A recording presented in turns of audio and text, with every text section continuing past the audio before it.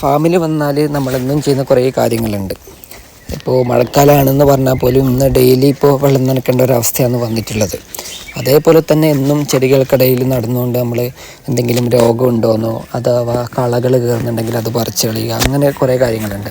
അപ്പോൾ ഇന്ന് നമ്മൾ ഫാമിൽ നമ്മൾ സർപ്പൻറ്റൈൻ മെത്തേഡിൽ നാഗപ്പതി എന്നുള്ള രീതിയിൽ നമ്മൾ കുരുമുളക് പ്രൊപ്പഗേഷൻ ചെയ്യാൻ പോവുകയാണ്.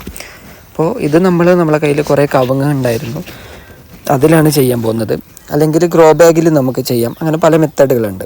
അപ്പോൾ കവുങ്ങ് നമ്മൾ ഒരു നിശ്ചിത അളവിൽ മുറിച്ചെടുത്തതിന് ശേഷം അതിനെ നമ്മൾ കീറിയെടുത്തതിന് ശേഷം അതിൻ്റെ അകത്തുള്ള ഈ നാരുകളൊക്കെ കളഞ്ഞതിന് ശേഷം അത് നമ്മൾ ഇതുപോലെ ഇങ്ങനെ ചെരിച്ച് വെച്ചിട്ടാണ് അതിലേക്കാണ് നമ്മൾ പോട്ടി മിക്സ്ചർ നിറക്കുന്നത്.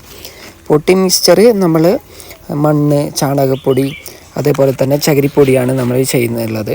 അതേപോലെ തന്നെ ഇതിൻ്റെ താഴെയായിട്ട് നമ്മൾ ഓരോ തൈകൾ ഇങ്ങനെ നട്ടുകൊടുക്കും. തൈകൾ നട്ടുകൊടുക്കുമ്പോഴും ഇതേപോലെയുള്ള, അതായത് ചകിരിപ്പൊടി, ചാണകപ്പൊടി, മണ്ണ് എന്ന പോട്ടി മിക്സ്ചർ തന്നെയാണ് യൂസ് ചെയ്യുന്നത്. അപ്പോൾ നമ്മൾ ഏകദേശം ഒരു 1.5-2 മാസത്തിനുള്ളിൽ ഏകദേശം ഒരു 1500-2000 എണ്ണം കുരുമുളക് ഒരേ ടൈമിൽ നമ്മൾ ഉണ്ടാക്കിയെടുക്കുകയാണ്.